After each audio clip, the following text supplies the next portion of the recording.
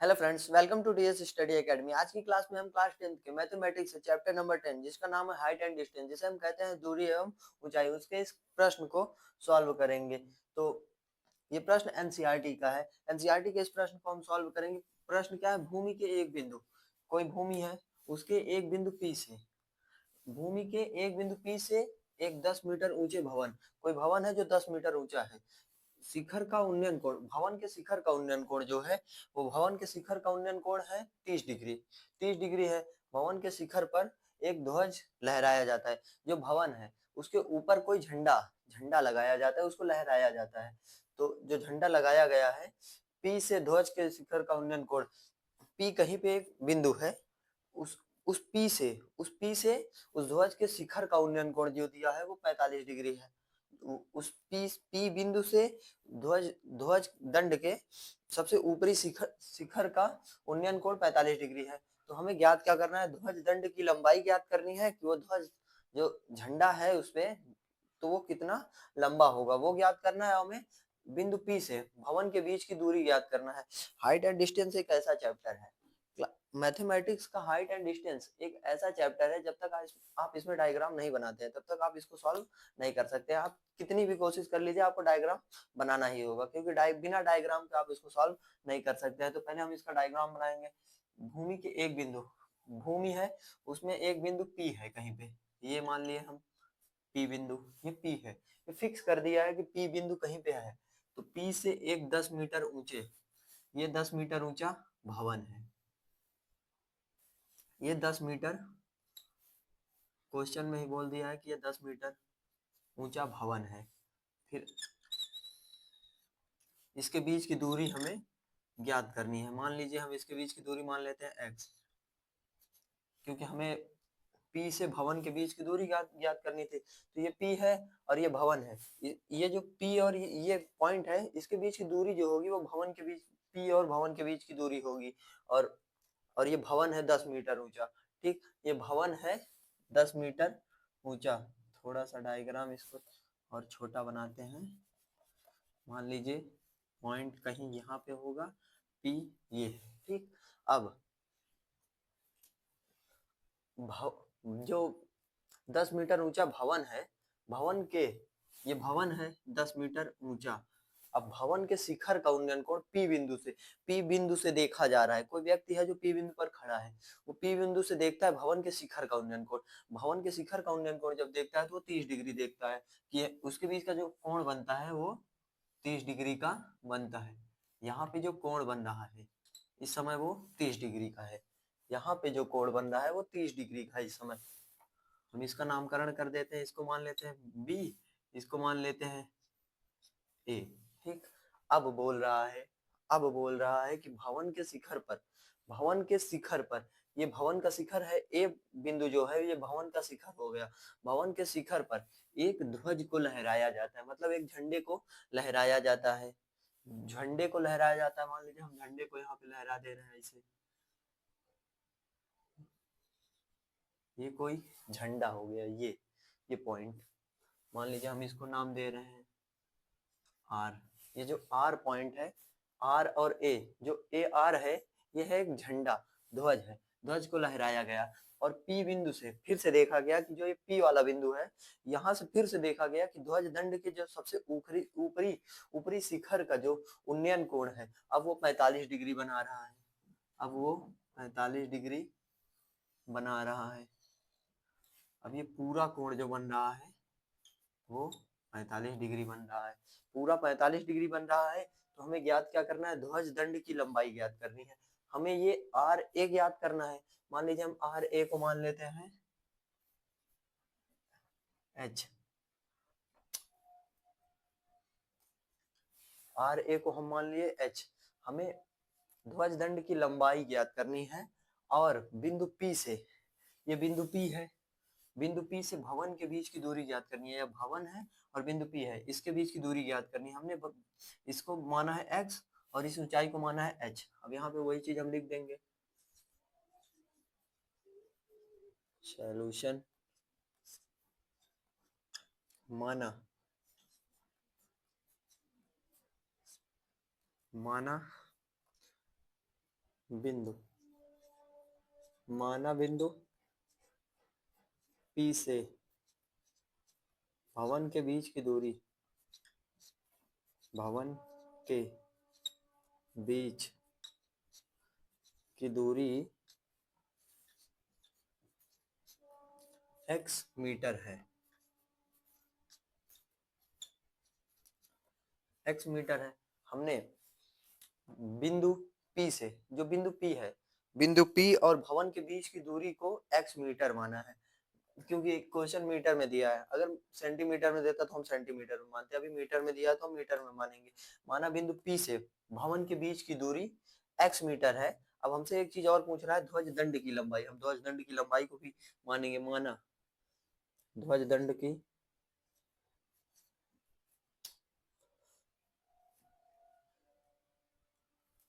ध्वज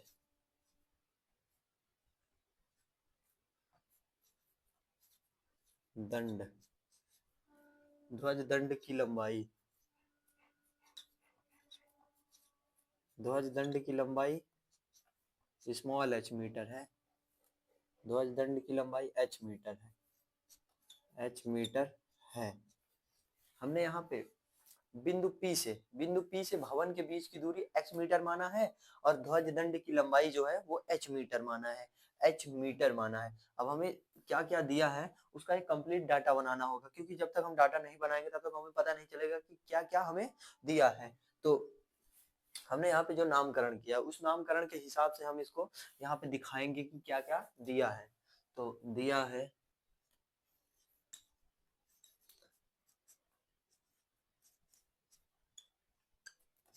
ये प्रश्न आपको देखने में लग रहा है कि बहुत बड़ा है, अगर आप इसको सॉल्व करेंगे तो ये कुछ नहीं है। जब तक आप इसमें डायग्राम नहीं बनाएंगे तब तक ये आपको हार्ड ही लगेगा। अगर आप इसका डायग्राम बनाना सीख गए, इस चैप्टर का यदि आप डायग्राम बनाना सीख गए तो ये चैप्टर एकदम हलवा है आपके लिए। बहुत बहुत ज्यादा इजी चैप्टर है ये, इससे ज्यादा इजी चैप्टर कोई नहीं होगा क्लास 10th के मैथमेटिक्स में। तो अब हमें क्या क्या दिया है, हमें ए बी दिया है। ए बी क्या है, भवन की ऊंचाई है। ए बी दिया है 10 मीटर, ए बी दिया है 10 मीटर, ठीक। और आर ए दिया है, आर ए दिया है h मीटर। पी, पी बी जो है, पी कोई पॉइंट है, पी कोई बिंदु है, और बी भवन के शिखर का सबसे निचला पार्ट है। तो हमें इसके बीच की दूरी x थी, तो हम इसको भी लिखेंगे पी बी बराबर x मीटर। हमें यहाँ पे दो कोण दिया गया है, एक भवन के लिए दिया गया है और एक ध्वज दंड के लिए दिया गया है। तो हम पहले को θ1 मानेंगे, दूसरे को θ2। तो जो θ1 है वो दिया है 30 डिग्री, जो θ2 है वो दिया है 45 डिग्री, ठीक।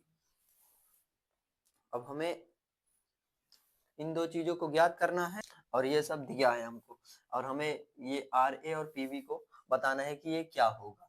तो अब हम सबसे पहले चलेंगे त्रिभुज ए बी पी में, त्रिभुज ए बी पी में, त्रिभुज ए बी पी में, त्रिभुज ए बी पी में, ठीक। त्रिभुज ए बी पी में हम सबसे पहले चलेंगे। तो ए बी पी पी में हम चले हैं सबसे पहले। तो हमें ए बी पता है और ये निकालना है लंब और आधार में। लंब और आधार का रिलेशन किससे होता है, लंब और आधार का रिलेशन tan से होता है। तो ये हो जाएगा tan थीटा बराबर, लंब क्या है ए बी, लंब दिया है ए बी, और आधार क्या है, आधार है पीबी, पीबी। ध्यान रहे tan θ1 है, ठीक। θ1 30 डिग्री दिया है, तो tan 30 डिग्री, tan 30 डिग्री हो गया ये। अब ए बी की वैल्यू क्या दी है, ए बी की वैल्यू यहाँ पे दी है 10, ए बी की वैल्यू दी है 10 मीटर, ये हो जाएगा 10। पी बी क्या है, पी बी है x। tan 30 की वैल्यू क्या होती है, tan 30 की वैल्यू होती है 1/√3। तो tan 30 हो गया 1/√3, और ये हो गया 10/x। अब यहाँ से हम x जब उधर भेजेंगे तो ये √3 भी इधर आएगा, तो ये हो जाएगा 10√3। हम आंसर यहीं पे भी छोड़ सकते थे, लेकिन यहाँ पे आंसर इसलिए नहीं छोड़ेंगे, बोला है प्रश्न में कि √3 की वैल्यू आप 1.73 रखिए। अगर ना बोला होता तो आप यहाँ तक छोड़ देते, जब बोला है तो आपको रखना पड़ेगा।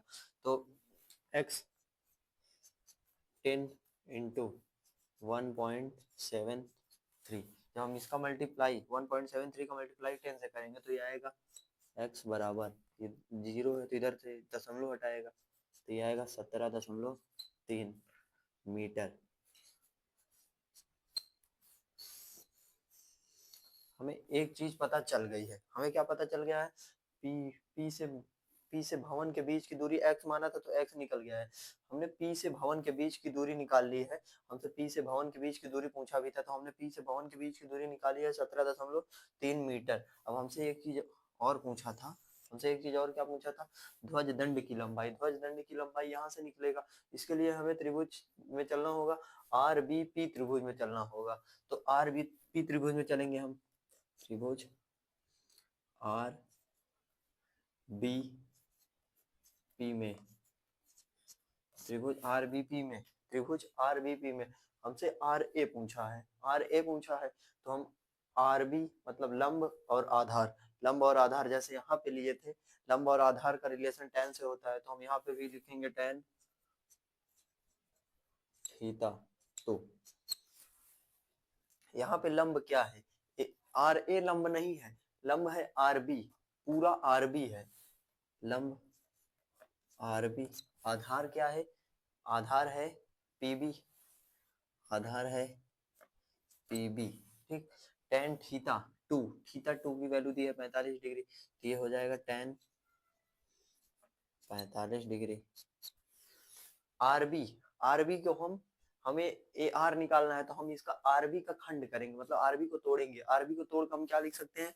Are A plus A B, RB बराबर R A plus A B, तो हम आरबी को लिख सकते हैं R A plus A B, ठीक।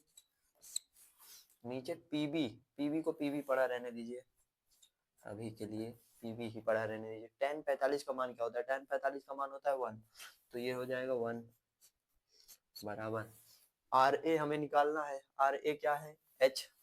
आर ए को हमने माना था ना एच मीटर, तो हो जाएगा एच प्लस ए बी, प्रश्न में ही दिया था जो भवन की ऊंचाई है वो 10 मीटर है, तो ए बी 10 मीटर। पीबी को हमने अभी निकाला है, पीबी मतलब एक्स को हमने अभी निकाला है, पीबी मतलब एक्स को हमने अभी निकाला है 17.3 मीटर, 17.3 मीटर हमने अभी इसको निकाला है, तो ये 17.3 मीटर। अब जब ये 17.3 मीटर उधर जाएगा तो मल्टीप्लाई में, अभी इधर डिवाइड में इधर आएगा तो मल्टीप्लाई में, तो ये 17.3 एक से जब मल्टीप्लाई करेगा तो आएगा 17.3, तो ये हो जाएगा 17.3 बराबर h प्लस 10।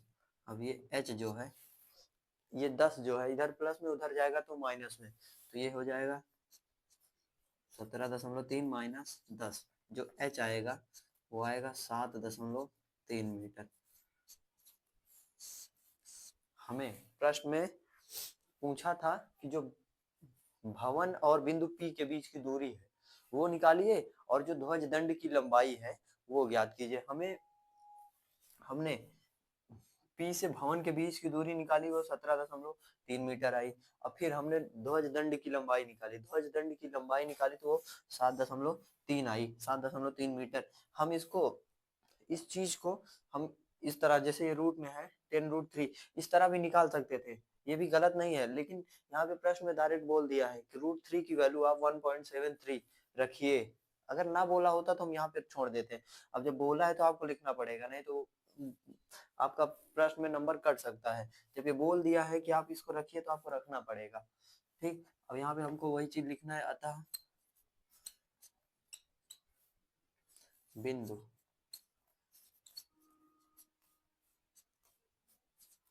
P से भवन के बीच की दूरी के बीच की दूरी जो है, दूरी आई है 17.3 मीटर, और जो ध्वज दंड की लंबाई है तथा ध्वज दंड की लंबाई,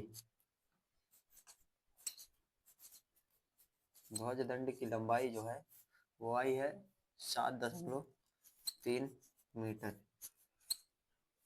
हमसे पूछा गया था जो बिंदु P है, इसमें एक पॉइंट पहले से फिक्स कर दिया गया था जो है P। हमें पहले से फिक्स कर दिया गया था कि P कोई बिंदु है। P से भवन के बीच की दूरी हमें ज्ञात करनी थी, तो P से भवन के बीच की दूरी है 17.3 मीटर। और फिर हमसे पूछा गया कि भवन के शिखर पर एक ध्वज दंड रखा गया है, उस ध्वज दंड की लंबाई को हमें ज्ञात करना था। तो ध्वज दंड की लंबाई आई है 7.3 मीटर।